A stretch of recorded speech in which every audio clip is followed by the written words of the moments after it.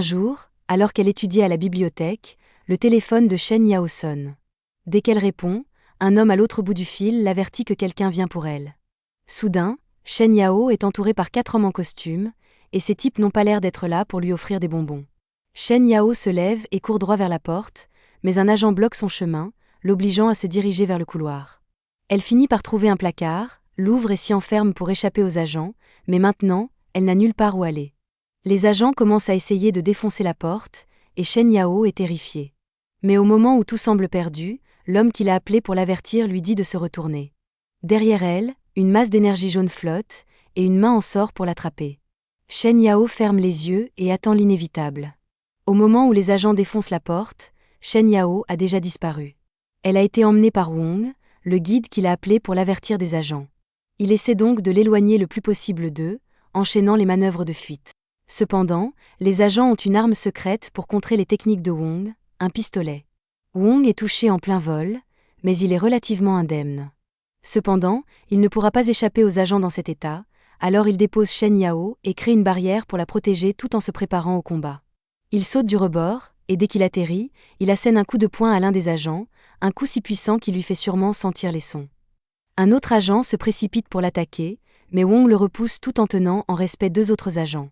Finalement, l'un d'eux parvient à le plaquer au sol et le projette en l'air. Après une brève lutte aérienne, l'homme réussit à écraser Wong contre un bâtiment avec l'aide de ses 3 alliés, mais lorsque la poussière retombe, les 3 alliés sont KO. Wong, quant à lui, est parfaitement indemne, mais je suis sûr qu'au moins 10 personnes innocentes viennent de mourir dans ce bâtiment.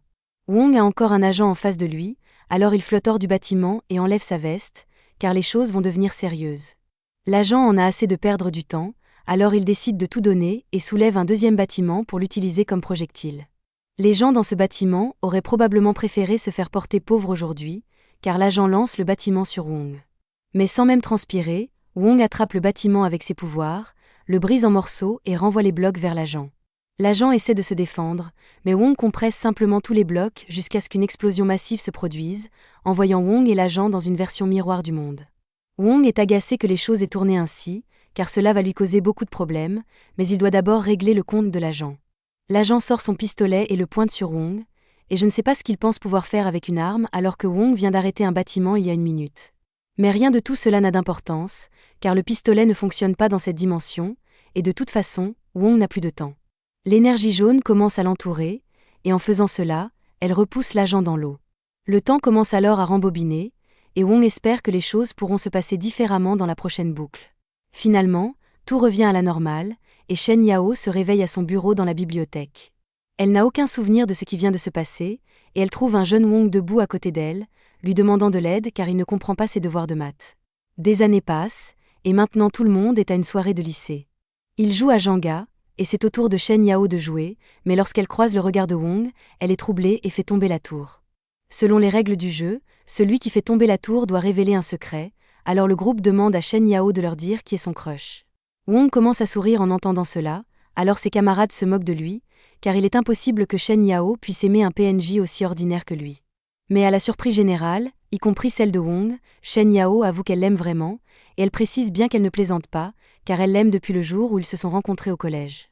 Wong est sous le choc, car se faire avouer ses sentiments par Shen Yao est un rêve qui se réalise. Normalement, cela aurait été le jour le plus heureux de sa vie, mais juste après la soirée, il est kidnappé et se fait tabasser près de la rivière. Wong n'a jamais rencontré ces gens de sa vie, mais leur patron, Saint-Jean, a un crush sur Shen Yao. Après avoir appris que Shen Yao aimait Wong, au lieu de lâcher l'affaire et de passer à autre chose, il a décidé de traîner Wong près de la rivière et de faire menacer de le tuer par ses sbires.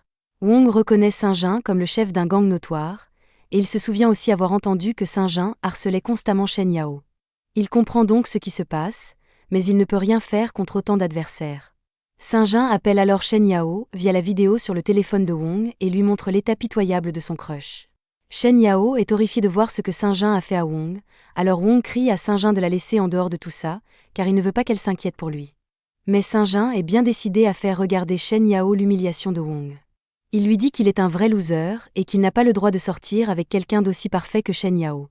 Il ordonne ensuite à Wong de jurer qu'il ne s'approchera plus jamais de Shen Yao, sinon Saint-Jean dit qu'il le jettera dans la rivière.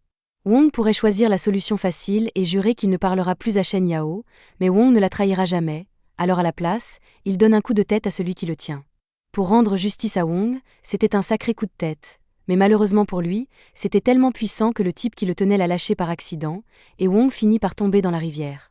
Saint-Jean commence à paniquer, car il n'avait jamais prévu de tuer Wong, il voulait juste lui faire peur pour qu'il ne lui vole pas Shen Yao. Il appelle frénétiquement Wong pour voir s'il va bien, mais personne ne répond, alors Wong est probablement mort. Cela signifie que Saint-Jean vient de commettre un meurtre, et il a laissé Shen Yao en être témoin. Pendant ce temps, sous l'eau, Wong est en train de se noyer, mais il ne fait même pas l'effort de se sauver, car s'il ne peut pas protéger celle qu'il aime, alors il n'y a pas de raison de rester en vie. Alors que sa vie défile devant ses yeux, Wong a une vision de son enfance. Il venait de s'enfuir d'un combat, et selon les standards du collège, cela a instantanément détruit toute la popularité qu'il avait. Pour enfoncer le clou, il entend 2 filles parler de lui, disant qu'il est un pleurnichard. Les heures passent, et à la fin de la journée, tout le monde rentre chez soi, mais Wong reste là et continue de broyer du noir. Finalement, Shen Yao sort de l'école, mais elle s'arrête dès qu'elle remarque Wong assis près du portail. Elle lui demande ce qui ne va pas. Wong reste silencieux, alors Shen Yao suppose qu'il a dû oublier son parapluie et lui propose de partager le sien pour rentrer ensemble. Wong refuse son offre et dit qu'il peut rentrer seul, mais Shen Yao lui rappelle qu'il pleut toujours et qu'il n'a pas de parapluie, alors il va être trempé. Wong réalise qu'elle a raison, mais il dit qu'il peut attendre ici que la pluie s'arrête. Shen Yao trouve Wong vraiment drôle, mais elle remarque une coupure sur son bras et lui demande de le lui montrer. Wong refuse d'abord, mais Shen Yao insiste, disant qu'elle veut juste l'aider à soigner la blessure. Wong finit par accepter, alors Shen Yao lui met un pansement sur le bras et souffle un baiser dessus pour qu'il guérisse plus vite. Et à ce moment précis, Wong avait déjà imaginé les 50 prochaines années de sa vie avec Shen Yao. Il la remercie pour son aide, et à partir de ce moment, ils deviennent inséparables. De retour au présent, Wong se réveille dans l'eau et remarque une lumière au fond de la rivière. Il a déjà coulé trop profondément pour pouvoir remonter à la surface avant de se noyer, alors il décide de se donner à fond et nage vers le bas pour vérifier la lumière avant de mourir. Une fois en bas, il trouve un petit cube lumineux, le ramasse, et avant même de réaliser ce qui se passe, le cube s'active et entre en lui. Soudain, Wong ressent une douleur immense dans tout son corps, et quelques instants plus tard, il est téléporté hors de l'eau et commence à voyager à travers un trou de verre qui l'amène au milieu d'un cube. Lorsque Wong se réveille, il panique, car il était en train de se noyer il y a une seconde. Il est soulagé d'être en vie, mais maintenant il ne sait pas où il est ni comment il est arrivé là.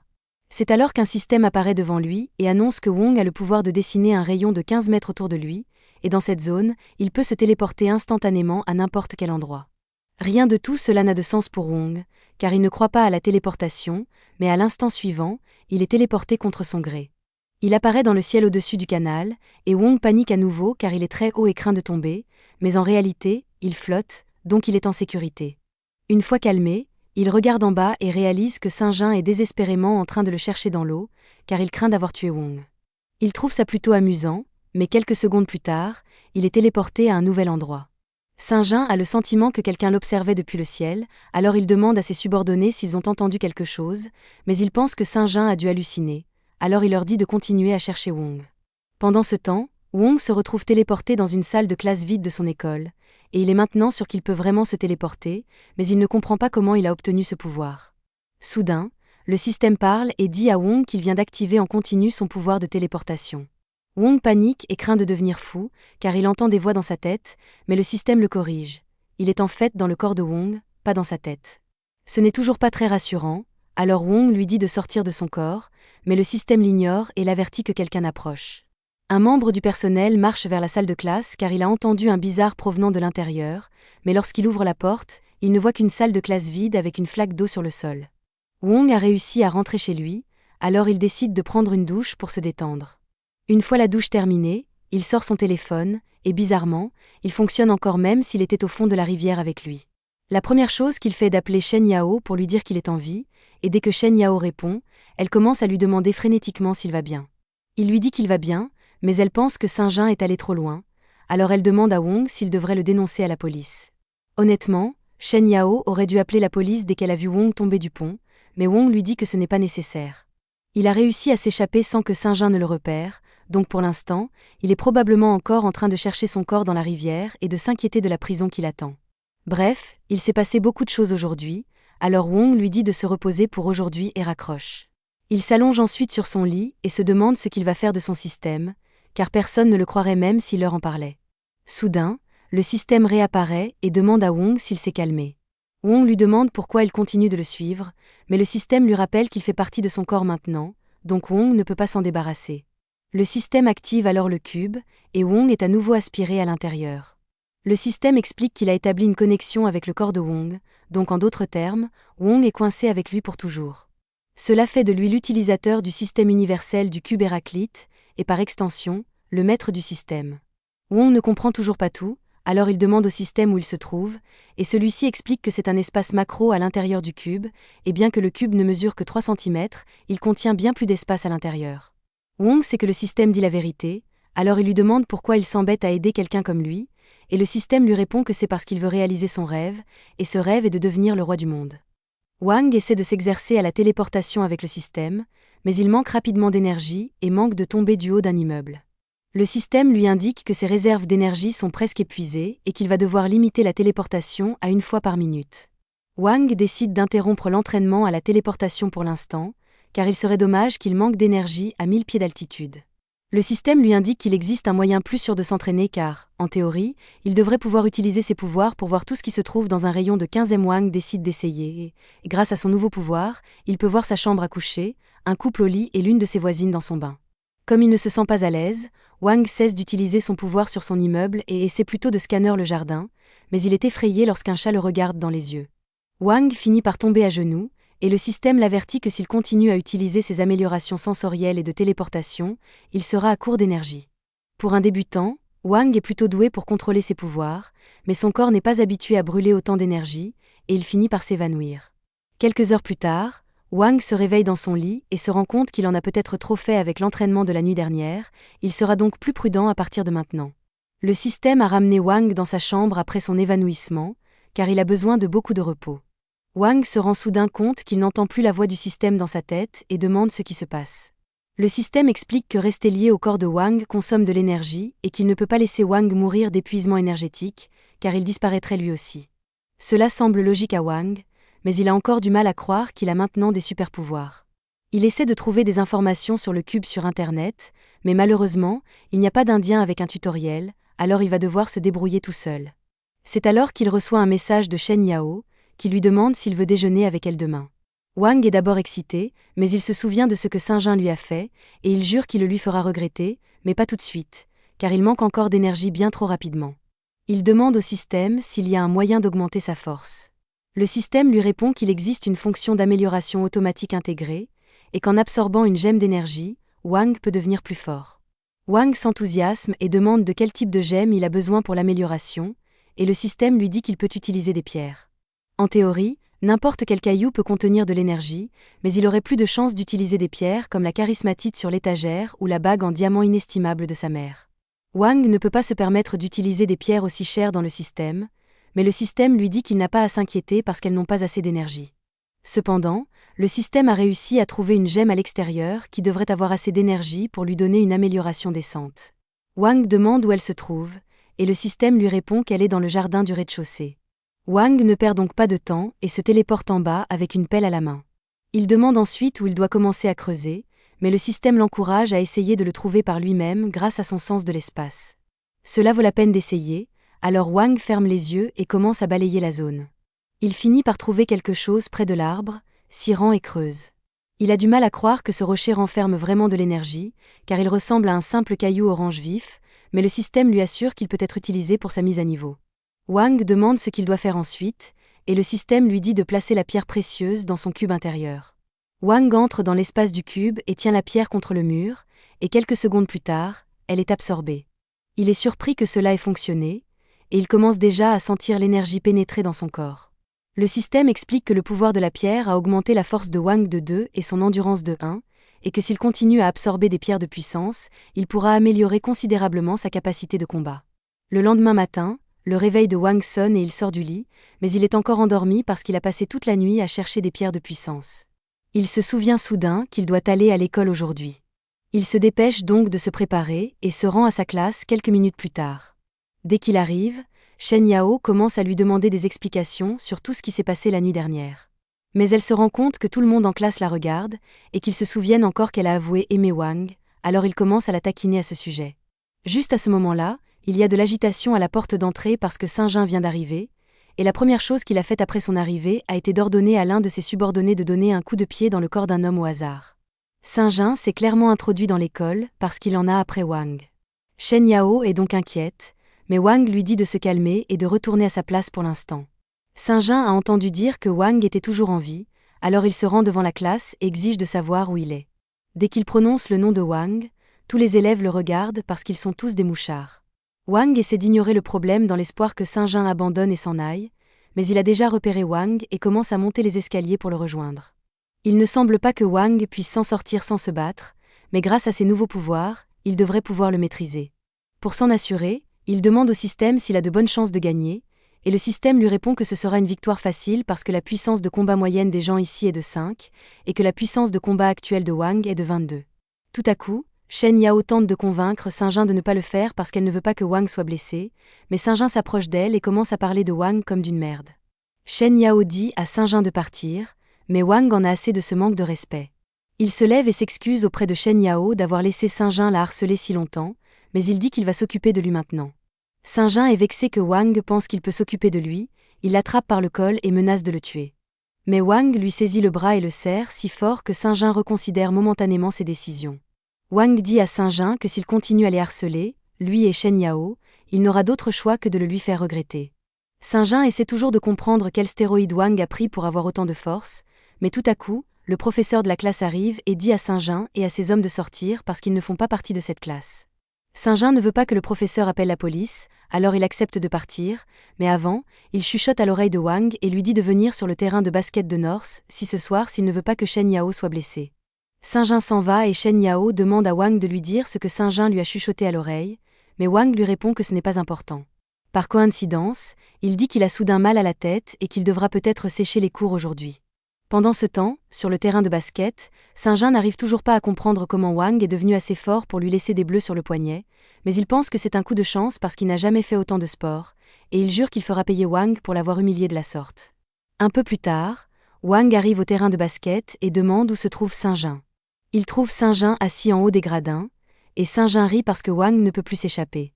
Et il n'y a aucune chance que Wang gagne ce combat parce que Saint-Jean n'a jamais prévu d'avoir un combat à 1 contre 1, il va sauter sur Wang avec toute sa bande. Le système prévient Wang qu'il risque d'être cuit car il y a 13 adversaires.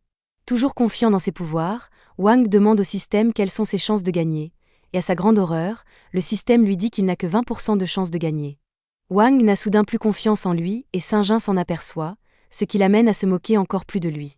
Il rassemble tous ses hommes et les place devant Wang, mais avant de commencer à le battre, il lui donne une dernière chance de s'excuser et d'implorer sa pitié.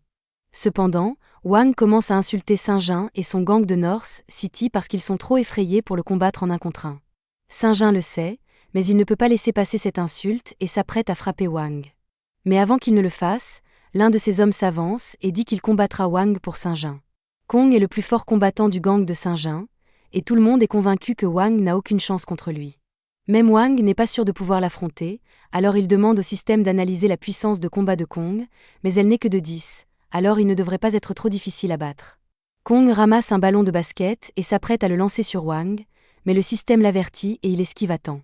Kong essaie ensuite de frapper Wang, mais celui-ci bloque et se faufile comme un combattant professionnel. Pendant ce temps, Shen Yao s'inquiète pour Wang, car il a agi de façon suspecte plus tôt, et maintenant il ne répond pas au téléphone, alors elle décide de faire quelque chose à ce sujet. De retour au gymnase, Kong n'a toujours pas réussi à porter un seul coup à Wang, et il commence à s'épuiser, alors Wang n'a plus qu'à porter le coup de grâce. Kong charge à nouveau sur Wang, mais Wang est encore trop rapide pour lui, il attrape la jambe de Kong, et à partir de là, c'est l'extinction des feux pour lui, car Wang lui assène un coup de poing électrique et projette Kong contre un mur. Les autres membres du gang n'arrivent pas à croire que Kong a été vaincu par un inconnu comme Wang, et ils demandent à Saint-Jean ce qu'ils doivent faire. Saint-Jean se contente de rire et de crier que même si Wang a pu vaincre Kong, ils sont encore trop nombreux pour qu'ils puissent se battre en même temps, et qu'il perdra donc toujours. Wang demande au système si ses chances de gagner contre le gang ont augmenté. Comme Kong est toujours dans les vapes, il y a une personne de moins à combattre, mais les chances de Wang de gagner ne sont encore que de 30%, ce qui signifie qu'il risque d'avoir de gros ennuis. Il n'a pas d'autre choix que de les combattre tous en même temps. Wang se met donc en position et commence à parer leurs attaques, mais il n'arrive pas à les suivre tous et reçoit un coup de pied par derrière. Wang prend ce coup de pied personnellement, il se retourne et efface toute la génération future du gars en un seul coup de pied. Il le jette ensuite devant Saint-Jean, qui commence à s'inquiéter et demande à tout le monde d'encercler Wang immédiatement. Wang ne peut pas se laisser acculer, alors il saute sur les gradins et commence à courir pour créer une certaine distance entre eux. Il saute ensuite vers le bas et balaie les jambes d'un gars, mais il se fait alors attraper par derrière. Il essaie de se débarrasser du gars, mais avant qu'il ne s'en rende compte, il reçoit un coup de pied dans les tripes et se retrouve au sol. Ce coup de pied lui a fait très mal, mais Wang n'a pas l'intention de se laisser prendre au dépourvu une nouvelle fois, et il se tient prêt à les affronter tous en même temps. Au début, il est submergé par leurs attaques incessantes, mais cette fois, il sent venir l'attaque sournoise, l'esquive et attrape la jambe du type qui lui a donné un coup de pied dans le ventre.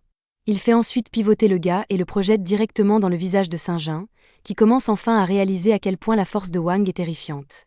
Wang commence alors à marcher vers Saint-Jean, mais le système l'avertit qu'il doit faire une pause car il a presque épuisé toute son énergie. Dans son état actuel, il n'a aucune chance de battre Saint-Jean dans un combat. Mais même si ce n'est qu'un bluff, Wang veut effrayer Saint-Jean suffisamment pour qu'il ne cause plus jamais d'ennui à Shen Yao. Juste à ce moment-là, le chef du gang de South City arrive, et il est là pour se moquer de Saint-Jean et du gang de North City pour avoir perdu un combat contre un seul homme. Il dit à Saint-Jean que s'il ne peut pas battre un seul homme, il n'a pas le droit de s'appeler le chef du gang de la ville du Nord, et qu'il devrait donc abandonner, mais Wang l'interrompt en plein milieu de sa phrase. Il voit bien qu'il y a un différend entre les gangs des villes du Nord et du Sud, mais cela n'a rien à voir avec lui, alors il ne veut pas s'en mêler.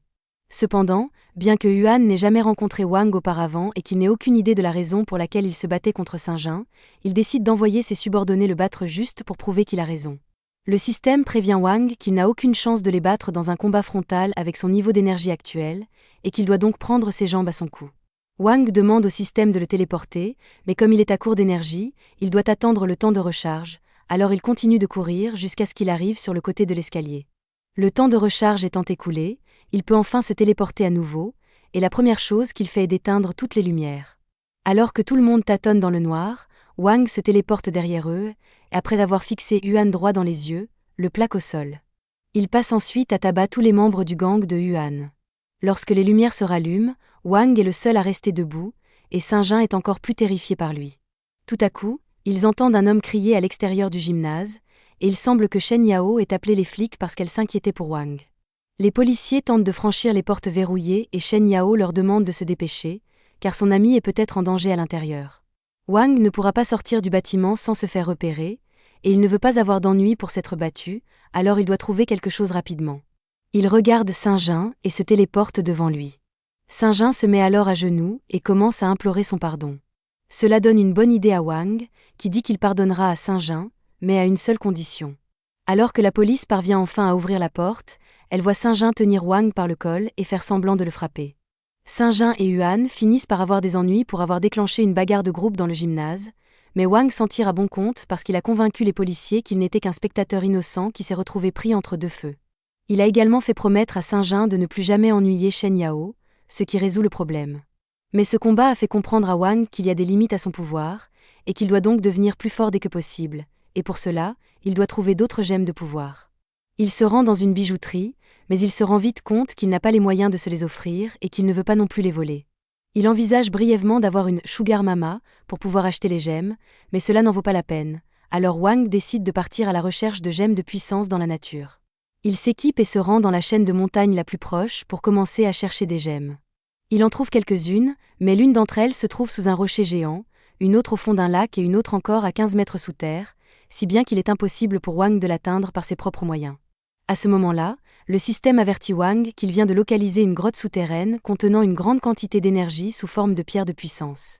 Curieux, Wang tente de se téléporter dans la grotte, mais pour une raison inconnue, bien qu'elle soit à portée, il ne peut pas y entrer. Le système explique que si une zone est complètement fermée, Wang ne peut pas se téléporter à l'intérieur. Pour se téléporter dans la grotte, il lui faudrait un espace d'au moins 1 centimètre, mais Wang n'a pas la force de creuser jusqu'au fond. Il réfléchit un instant, et si tout ce dont il a besoin, c'est d'être proche d'un trou dans la grotte, il devrait pouvoir en trouver un près du lac. L'eau a forcément érodé le sol, et après avoir scruté le sol, il trouve une minuscule ouverture qui mène à la grotte. Une fois téléporté dans la grotte, il tombe car il ne s'attendait pas à ce que le sol soit si glissant. Il sort sa lampe de poche et commence à regarder autour de lui pour voir s'il trouve quelque chose, mais tout ce qu'il voit, c'est une grenouille au hasard. Tout à coup, Le système informe Wang qu'il a détecté des pierres de puissance juste devant lui, mais il n'y a rien d'autre qu'un mur ici, et Wang est incroyablement frustré. Après tout le mal qu'il s'est donné pour arriver jusqu'ici, il n'arrive toujours pas à atteindre les pierres de puissance, mais c'est alors qu'il sent une rafale de vent sur son visage. Il se rend compte que s'il y a du vent, c'est qu'il doit y avoir un trou quelque part. Dès qu'il trouve la brèche, Wang se téléporte à l'intérieur.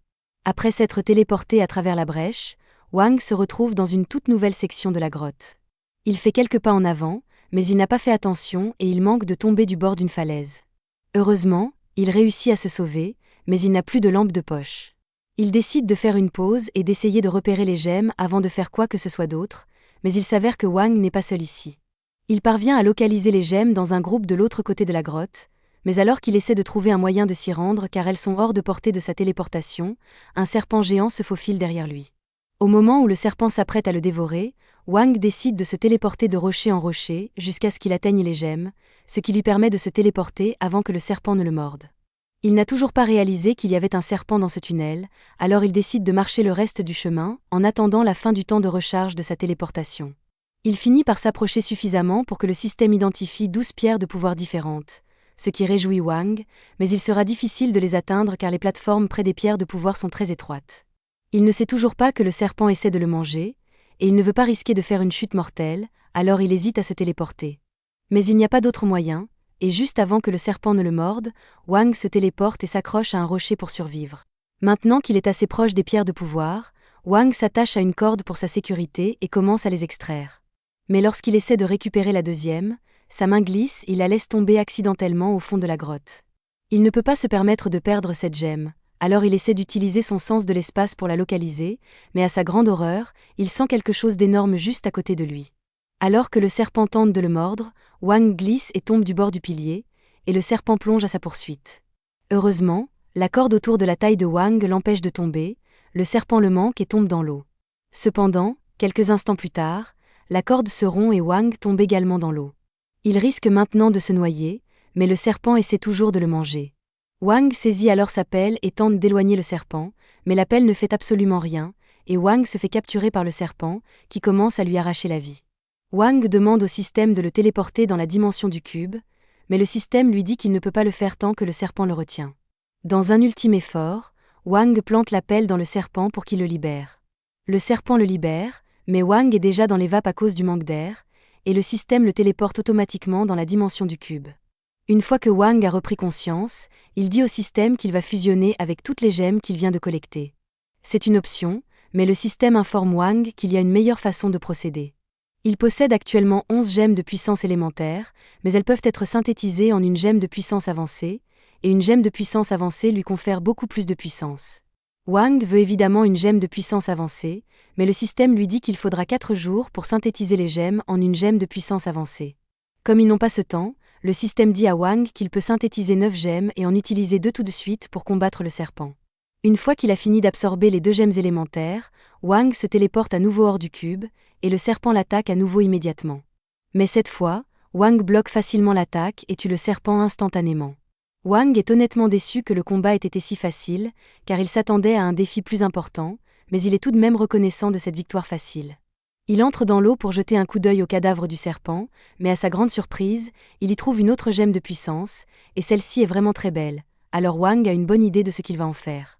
Pendant ce temps, Saint-Jean et Yuan se rencontrent dans un club, et Yuan semble bien décidé à se venger de Wang. Yuan veut se venger de Wang, mais Saint-Jean ne pense pas que cela en vaille la peine parce qu'il n'y a aucun moyen de le battre, même avec la force combinée de leurs 2 gangs, Wang les écraserait toujours, mais Yuan a un plan. Il dit à Saint-Jean que Luo est de retour en ville, et dès que Saint-Jean entend ce nom, il est terrifié. Il crie à Yuan parce que ce serait une condamnation à mort que d'envisager de demander de l'aide à Luo, mais Yuan n'est pas assez stupide pour le faire. En revanche, il est assez stupide pour penser qu'il peut manipuler Luo afin qu'il se débarrasse de Wang pour eux. Il rappelle à Saint-Jean que si Luo a quitté la ville il y a 2 ans, c'est parce qu'il s'est battu avec quelqu'un de plus fort que lui, un certain Shiku. Saint-Jean ne sait pas grand-chose sur Shiku, mais il se souvient que Shiku avait quelque chose à voir avec Shen Yao. Shen Yao était en train d'étudier à la bibliothèque quand, tout à coup, son téléphone a sonné. Dès qu'elle décroche, le correspondant l'avertit que quelqu'un vient la chercher. Tout à coup, Shen Yao se retrouve entouré de 4 hommes en costume, qui n'ont pas l'air d'être là pour lui donner des bonbons. Shen Yao se lève donc et court tout droit vers la porte, mais un agent lui barre le chemin, si bien qu'elle est obligée de courir dans le couloir. Elle finit par trouver un placard, ouvre la porte et s'enferme à l'intérieur pour échapper aux agents, mais elle n'a nulle part où aller. Les agents commencent à essayer d'enfoncer la porte, et Shen Yao est terrifiée. Mais alors que la situation semble désespérée, l'homme qui l'a prévenue lui dit de se retourner. Derrière elle, une boule d'énergie jaune flotte et, de là, une main se tend pour l'attraper. Lorsque les agents ont enfoncé la porte, Shen Yao a disparu depuis longtemps. Elle a été enlevée par Shiku, et c'est lui qui l'a prévenue de la présence des agents, alors il essaie de l'éloigner le plus possible d'eux. Il envoie tous les mouvements de parcours possibles et imaginables. Cependant, les agents ont une arme secrète pour contrer le parcours de Shiku, un pistolet. Shiku se fait tirer dessus et s'en sort à peu près indemne, mais il ne pourra pas s'éloigner des agents comme ça, alors il met Shen Yao à terre et érige une barrière pour la protéger pendant qu'il se prépare au combat. Il saute d'une corniche, et dès qu'il atterrit, il frappe l'un des agents d'un coup de poing qui lui fait sentir le son. Un autre agent se précipite pour l'attaquer, et Shiku le repousse d'un coup de poing tout en repoussant deux autres agents. Finalement, l'un d'entre eux parvient à plaquer Shiku, et maintenant qu'il le tient, il l'entraîne dans les airs. Après une brève bagarre en l'air, l'homme parvient à projeter Shiku contre un bâtiment avec l'aide de ses trois alliés, mais lorsque la poussière retombe, les trois alliés ont été assommés. Shiku, quant à lui, va parfaitement bien, mais je suis sûr qu'au moins 10 personnes innocentes viennent de mourir dans cet immeuble. Shiku est toujours confronté à un agent, alors il sort de l'immeuble en flottant et enlève son manteau parce que les choses sérieuses vont commencer. L'agent en a assez de perdre du temps, alors il décide d'y aller à fond et de ramasser un deuxième bâtiment pour s'en servir comme projectile. Les habitants de l'immeuble regrettent sans doute de ne pas s'être fait porter pâle, mais ils ne peuvent rien faire, car l'agent lance l'immeuble sur Shiku. Mais sans même transpirer, Shiku attrape l'immeuble avec ses pouvoirs, le brise et lance les blocs sur l'agent. L'agent tente de se défendre, mais Shiku compresse simplement tous les blocs jusqu'à ce qu'une explosion massive se produise et envoie Shiku et l'agent dans une version miroir du monde. Shiku est contrarié que les choses se soient passées ainsi, car cela va lui causer beaucoup d'ennuis, et il doit d'abord s'occuper de l'agent. L'agent sort son arme et la pointe sur Shiku, et je ne sais pas trop ce qu'il pense qu'une arme va faire alors que Shiku vient d'attraper un bâtiment il y a une minute, mais cela n'a pas d'importance parce que l'arme ne fonctionne pas dans cette dimension, et Shiku n'a plus le temps de toute façon. L'énergie jaune commence à entourer Shiku et fait tomber l'agent à la renverse dans l'eau. Le temps commence alors à se rembobiner, et Shiku espère que les choses se passeront différemment dans la prochaine boucle. Finalement, tout revient à la normale et Shen Yao se réveille à son bureau dans la bibliothèque. Elle ne se souvient pas de ce qui vient de se passer, et elle trouve un jeune Wang à côté d'elle, qui lui demande de l'aide parce qu'il ne comprend pas son devoir de maths. De retour dans le présent, Yuan continue de parler de son plan. Luo est très remonté contre Shiku, alors s'ils jouent bien leurs cartes, ils pourront peut-être forcer Wang à se battre avec Luo en utilisant Shen Yao comme appât. Le lendemain, Wang est censé rencontrer Shen Yao pour un rendez-vous, mais elle est en retard et lorsqu'il essaie de l'appeler au téléphone, elle ne répond pas. Il trouve cela étrange car Shen Yao n'ignore jamais ses appels, mais elle est peut-être simplement occupée, alors il décide d'attendre un peu plus longtemps qu'elle arrive.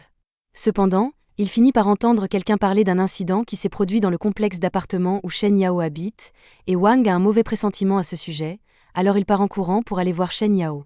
Mais à son grand désarroi, lorsqu'il arrive, il trouve l'endroit envahi de voitures de police, et la mère de Shen Yao pleure parce que Shen Yao a été kidnappée. La police dit qu'elle va enquêter pour retrouver Shen Yao, mais Wang n'a pas l'intention d'attendre, il doit découvrir qui est derrière tout ça. À ce moment-là, Wang aperçoit Saint-Jean qui se promène dans la foule à proximité, et il sait qu'il doit avoir quelque chose à voir avec tout ça, alors un peu plus tard, Wang le coince dans une ruelle sombre et lui demande des explications. Au début, Saint-Jean essaie de jouer les idiots et fait comme s'il ne savait rien, mais Wang fait un trou dans le mur et prévient Saint-Jean que la même chose va lui arriver à la tête s'il ne commence pas à parler rapidement. Saint-Jean commence immédiatement à moucharder et raconte à Wang tout le plan que Yuan a mis au point. Pendant ce temps, Yuan regrette l'existence des cellules cérébrales stupides qui lui ont fait croire que c'était un bon plan.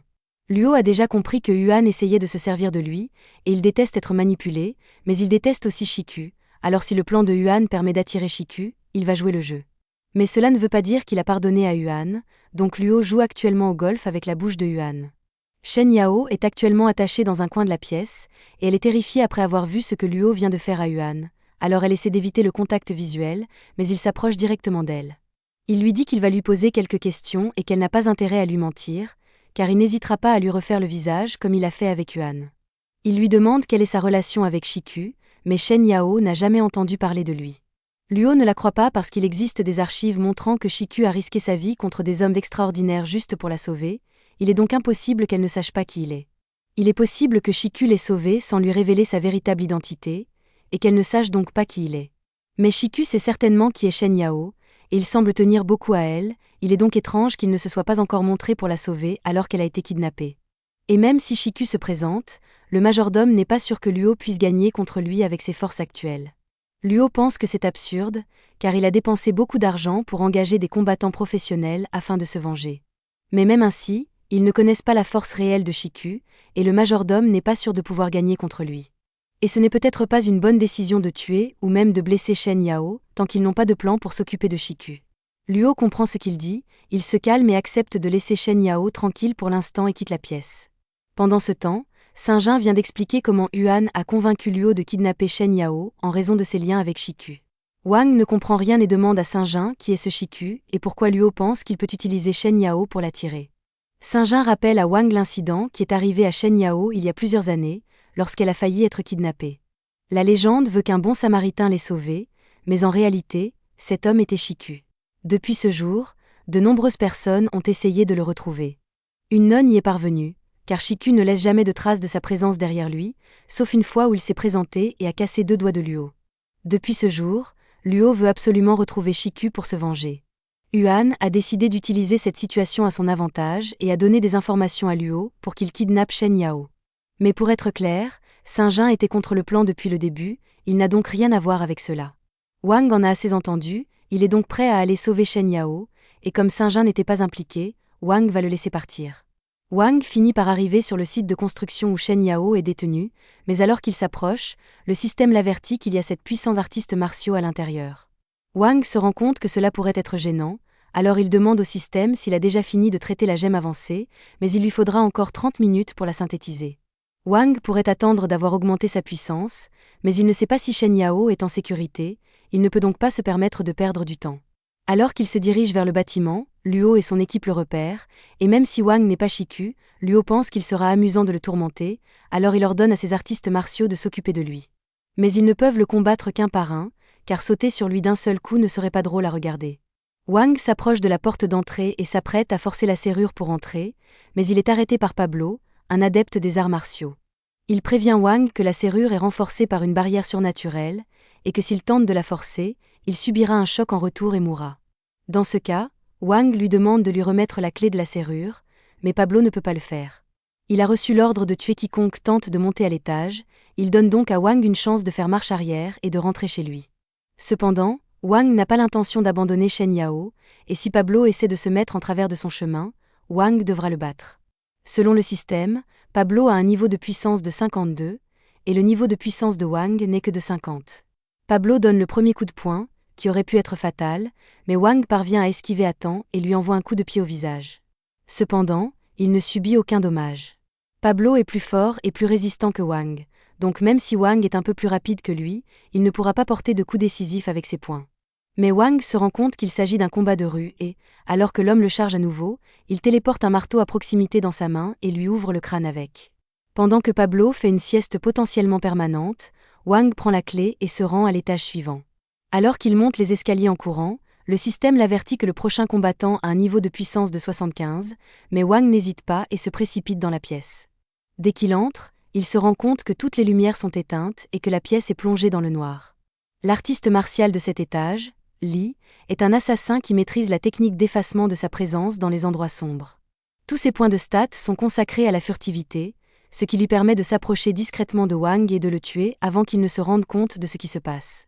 C'est du moins ce qui se passerait si Wang n'avait pas de conscience spatiale. Wang sait exactement où se trouve Li, et alors qu'il tente de l'attaquer par derrière, Wang sort une batte de son inventaire et frappe Li en plein dans les couilles. 2 artistes martiaux de l'étage supérieur ont regardé Wang monter les étages, et ils sont surpris qu'il ait réussi à les battre si facilement. Mais son prochain adversaire sera Beowulf, et l'homme ne pense pas que Wang ait la moindre chance. Il prédit qu'il ne faudra que quelques secondes à Beowulf pour l'écraser. Mais si, par miracle, Wang parvient à le vaincre, il devra alors les affronter, et la jeune fille est particulièrement enthousiaste. Wang finit par atteindre l'étage suivant, et Beowulf l'attend debout, le dos tourné. Il s'apprête à faire un discours sur le fait que Wang est parvenu jusqu'ici, mais Wang saute la scène et tente de le frapper avec une batte. Mais Beowulf l'attrape et plaque Wang au sol. Ce seul coup a fait perdre tout son souffle à Wang, qui sait qu'il n'a aucune chance contre Beowulf dans l'état où il se trouve.